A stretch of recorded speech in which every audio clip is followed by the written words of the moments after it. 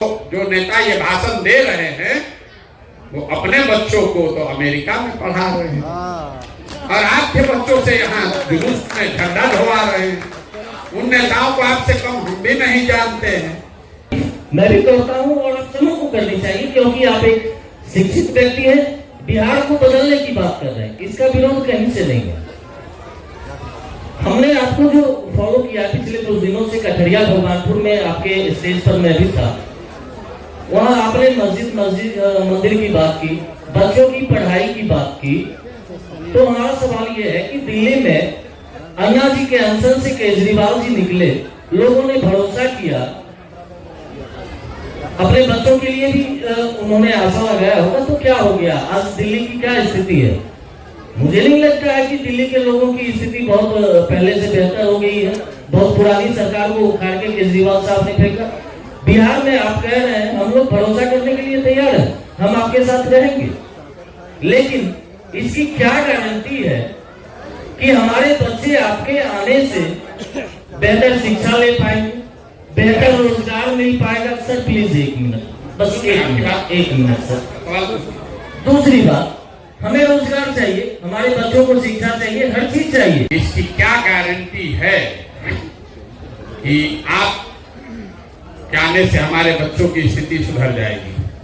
आप पर भरोसा क्यों करें? वही बात यही भी कह रहे हैं। इतनी देर से हम आपको यही कह रहे हैं कि भैया मेरे पर तो बिल्कुल भरोसा मत करो, मेरे पर भरोसा मत करो। 100 बार कहे, आपने कहा कि आपने हमारी सभा सुनी है पहले, तो वहां पर भी मैंने ये नहीं कहा होगा कि हम पर भरोसा करके हमको वोट दे दो, हम आएंगे तो सब ठीक कर देंगे।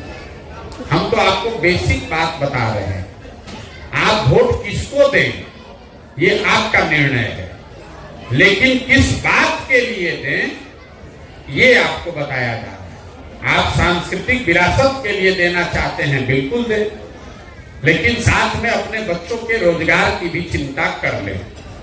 मंदिर आप जाते हैं तो आपसे कम मंदिर हम भी नहीं जाते हैं, लेकिन आप मंदिर जाते हैं इसलिए हम अपने बच्चों की पढ़ाई की चिंता न करें, ये भी आपको अधिकार नहीं है। जैसे हमें अधिकार नहीं है कि आप अपनी सांस्कृतिक विरासत और शिक्षा दोनों को क्यों सोच रहे हैं। आप यही कह रहे हैं भाई आप पढ़ाई के बाद क्या कर रहे हैं, हम तो मंदिर पे देना चाहते हैं। सुन तो लो भाई, आपका सवाल हिंदी में उतना समझ आ गया।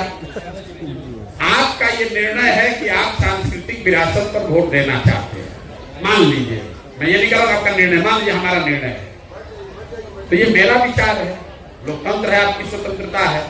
हमारा विचार है कि भैया सबसे ज्यादा जरूरी है कि तुम अपने और अपने बच्चों की पढ़ाई की पहले चिंता कर लो। अगर आपकी इतनी भी समझ नहीं है कि आप अपना नाम लिख सकें, तो किस सांस्कृतिक विरासत को बचाओगे?